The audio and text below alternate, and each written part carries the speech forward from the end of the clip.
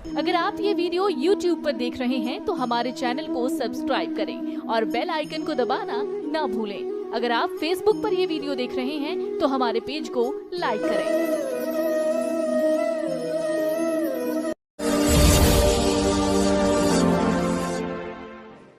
अब वीरदेव सिंह बघेल चरणों में गिर गया और कहा, भगवान दास को शरण में ले लो।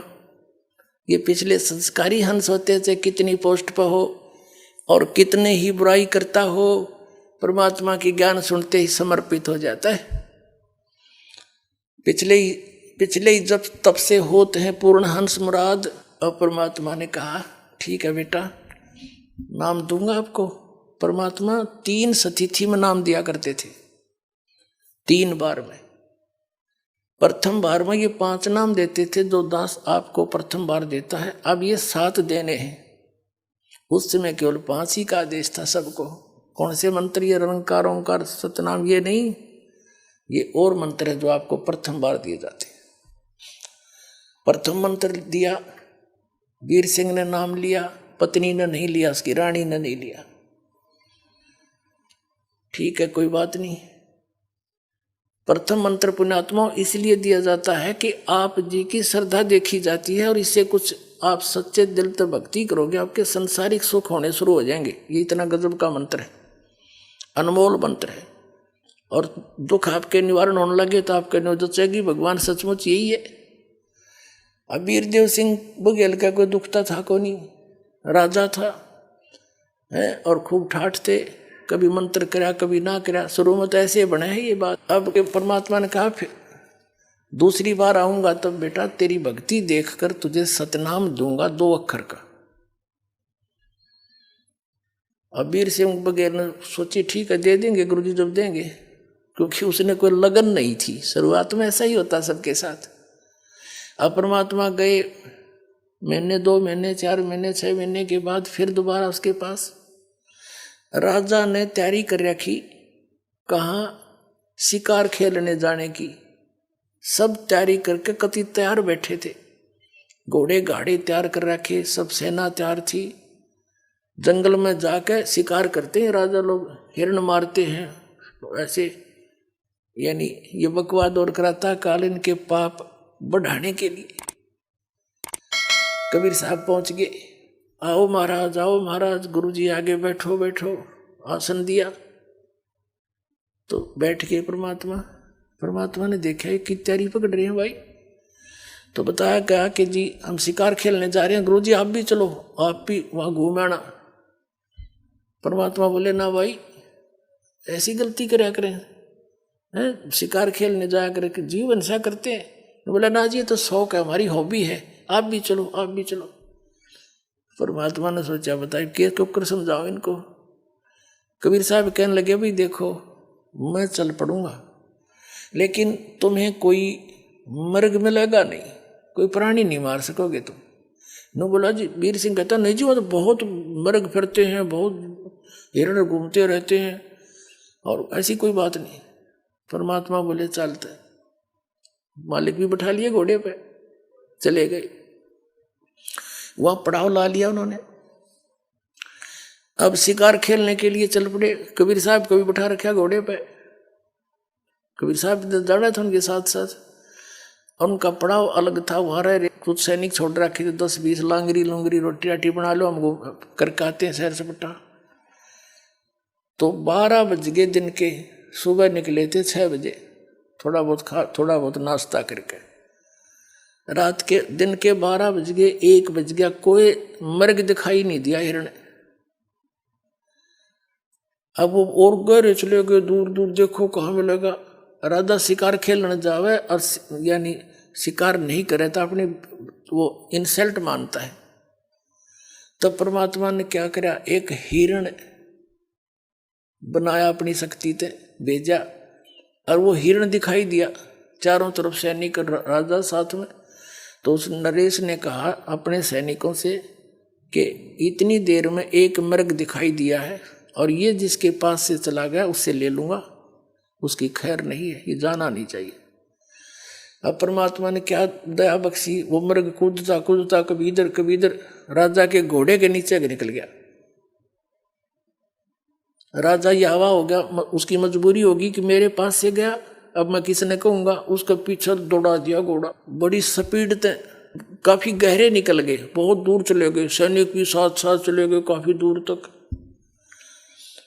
अब वहां जाकर तो क्या देखा कि वहां कोई जल नहीं और सबको भयंकर प्यास लग गई, भूख लग गई। जल बिना भोजन बना नहीं और प्यास बुझे नहीं। अब सब सैनिक भेजे इधर उधर के, जाओ जल की खोज करो। अब कोई इधर गया कोई इधर गया, दूर तक देखकर आगे घोड़ों पर कहने लगे महाराज कहीं आसपास जल नहीं है। परमात्मा बैठे थे कबीर जी, उन्होंने कहा भाई इस पहाड़ पर देखा हो ना, शायद इधर मिल जाओ। पहाड़ पर आप अच्छी ऊंची पहाड़ी थी। अब और कहने लगे महाराज यहाँ प्लेन में तक तो जल मिला नहीं, समतल में, पहाड़ पर कहाँ से जल होगा। एक वजीर समझदार सा था, वृद्ध था, वो कहने लगा भाई संत की बात पर कुछ गौर करा करें, देखा हो क्या दिक्कत से जब कह संकेत कर रहेंगे।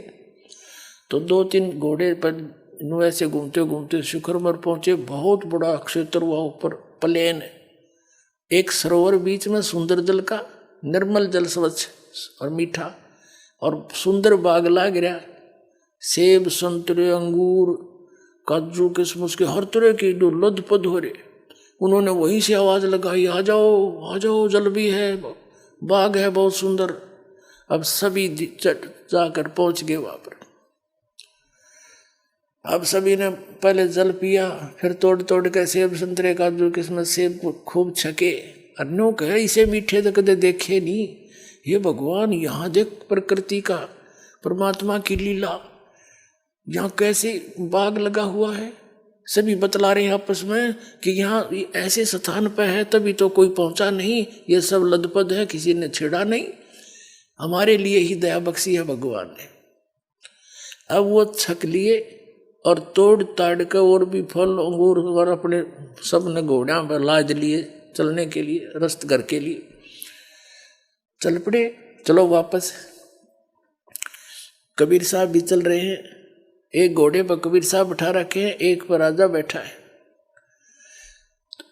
एक थोड़ी सी दूर जाकर के राजा कहता है हे गुरुदेव, देखो परमात्मा की कैसी लीला, इस पहाड़ के ऊपर बगीचा और कैसा बाग, कैसी मेवा, कैसा सुंदर जल। देखो पीछे देखा, सैनिक भी देखने लगे, राजा देख रहा था, वहां कुछ भी को नहीं, सूखे पत्थर पड़े। एकदम सारे वापस खड़े हो गए। वहां घूमा धक्के खाओ, कहाँ गया वो जल कहाँ गया, वो मेवा कहाँ गई। परमात्मा बोले जहां से आई थी वहां गई भाई।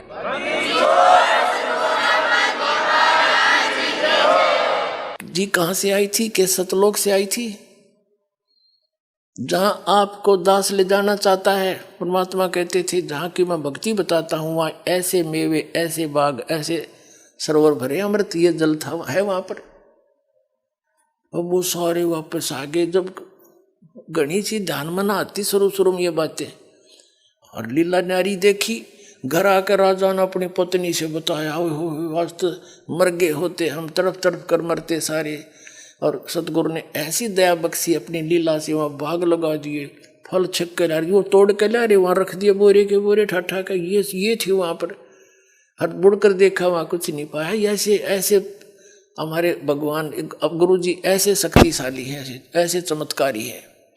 रानी ने भी नाम ले लिया, उसको फिर थोड़ी सी दृढ़ता हुई। परमात्मा बोला अब प्रथम नाम ले तू, अब तेरी थोड़ी बहुत बुद्धि लगेगी भक्ति में, अभी तू तो बकवाद कर रहा था, तेरा नाम खंडित है। अब दोबारा नए सिरे से प्रथम मंत्र दिया। कुछ दिनों के बाद फिर उसकी श्रद्धा अजब बन गई, फिर दूसरा मंत्र सतनाम दिया।